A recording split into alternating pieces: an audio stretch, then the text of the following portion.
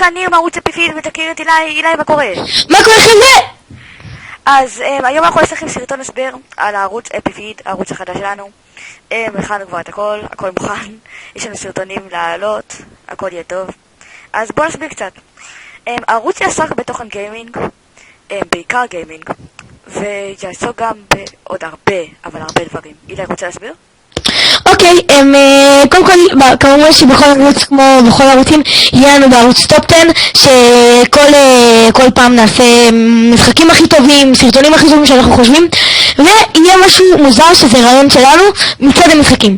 זה אומר שכל שבוע ביום שישי אנחנו נעלה סרטון על משחק, או אם זה יהיה אסטרטגיה, מלחמה, סימולטור, לא יודעים, בעצם בסרטון יהיה את המשחק שבחרנו, שהוא בעצם המשחק שאנחנו בינתיים הכי אוהבים השבוע. אם הוא יהיה חינמי, אז ניתן לכם, ברור שניתן לכם לינק להורדה בתיאור הסרטון.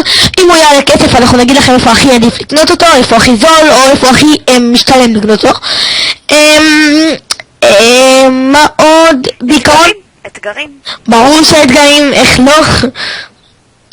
אז בעצם אנחנו הולכים לעלות אתגרים כמו, ניתן לכם שתי דוגמאות, אתגר סוכרות המגילות שאין יוטיובר שלא עשה את זה, וזה לא בגלל שאנחנו מעתיקים, זה בגלל שיש לנו כמות אדירה של זה ואין לנו מה לעשות.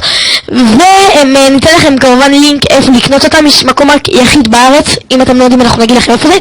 נעשה לפעמים אנבוקסינגים, אולי, לא בטוח, ואני תסביר גם את הלמה רק אני מדבר. אוקיי, חוץ מזה אנחנו נביא לכם גם כל מיני משחקים חינמים, לא רק, כאילו סתם משחקים חינמים מה אכפת לכם? תורידו, חינם. אז בסך הכל הערוץ יהיה ערוץ טוב, אנחנו נעלה בערך 5 סרטונים בשבוע, אני יודע, כן, בערך 5 סרטונים בשבוע, אפילו קצת יותר. אז מקווה שנהנתם, נתראה בפעם הבאה, יאללה ביי, אילי תודה. קבלו את האוטרו. האוטרו.